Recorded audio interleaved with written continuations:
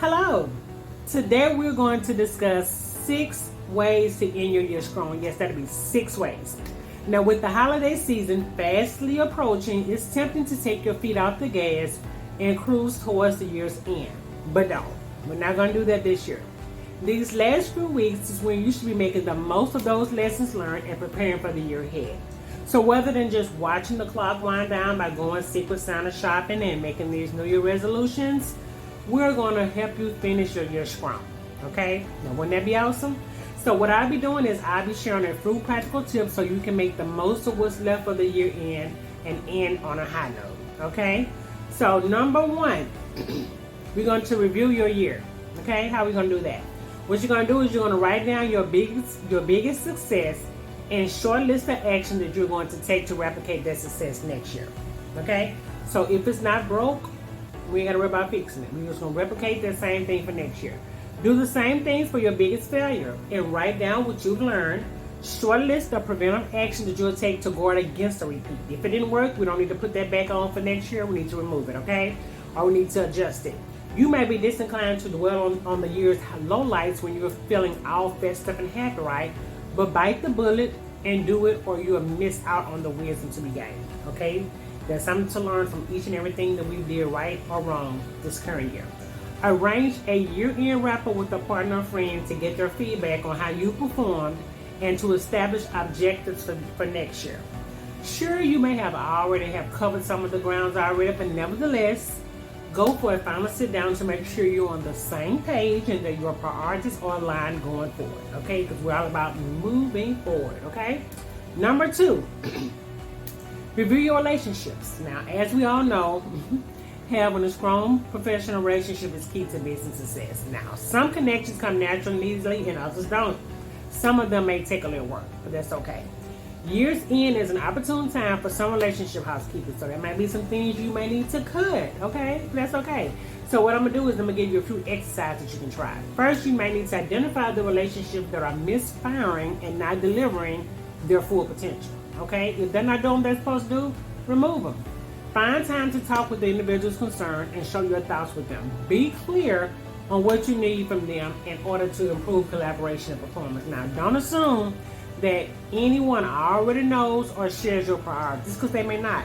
Let them know about what matters most to you so that you can either align your goals and thinking, or you at least clear on each other's priorities and can work together more effectively. Okay, that's at least you can do, right?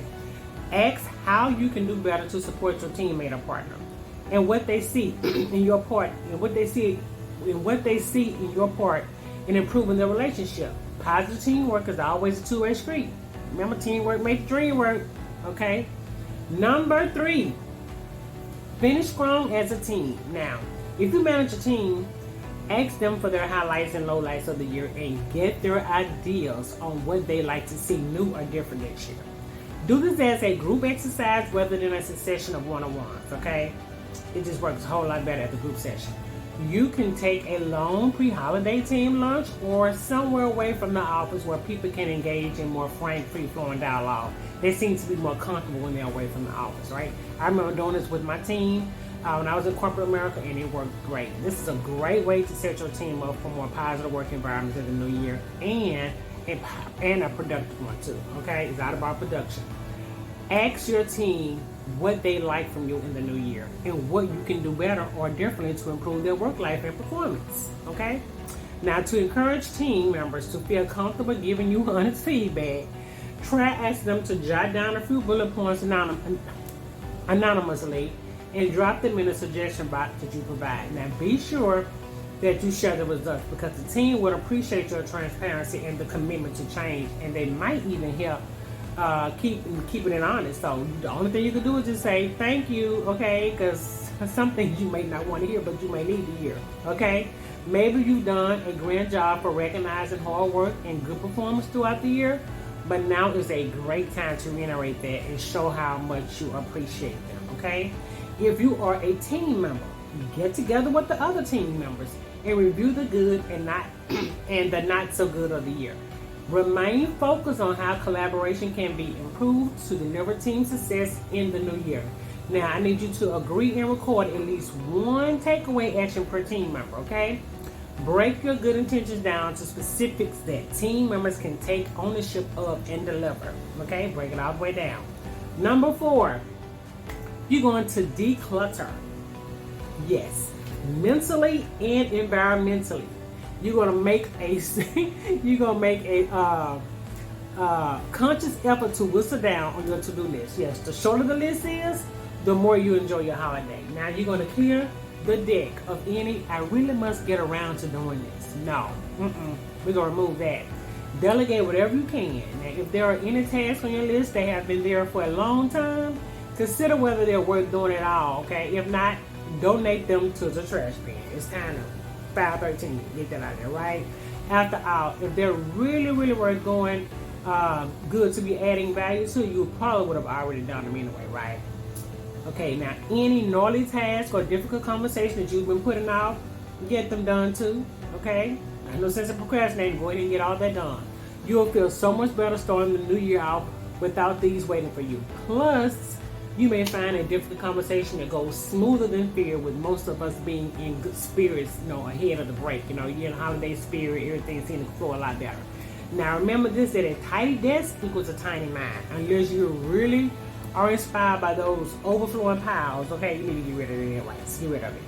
Clear out your desk drawers, clear out your desktop. The same goes for your inbox. Y'all got them 20,000 emails. It's time to get rid of all that. Any other electronic documentation, computer files, all they need to go. Now you need to do whatever you can do to start this new year journey with as little baggage as possible. Okay? Number 5. Give me 5.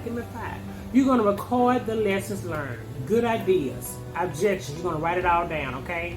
Otherwise, chances are that you'll forget something along the way.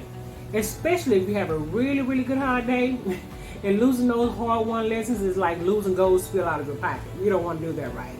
Okay? Number 6, plan for the next year. Now you're going to set your goals and objectives, okay? Business objectives may already be determined for you and your team, but look to your own values and set a short list of your personal improvement targets. We all can get better at something, right? We all can do some form of personal development for ourselves throughout the year. Think smart. You need to plan the how and not just the what. Okay? Plan the how and not just the what. Don't turn up unprepared and let the new year just happen to you. Decide what you want out of it and plan how you're going to get it. Then go get it. You might need a virtual assistant, social media, whatever you might need to make your year better. Start planning now. Now, in summary, in order to finish your year strong, we're going to go over these one more time. The first thing you need to do is review your year. Number 2, review your relationships. Number 3, finish strong as a team. Number 4, declutter mentally and environmentally. 5, you need to do what? What's 5? You need to write it down. Write it down. Number 6, you're going to plan for the new year. Okay? So that's all the 6 things you need to finish your year strong. So I hope this was some great information and it was very helpful. Until next time, be blessed and take care. Bye for now.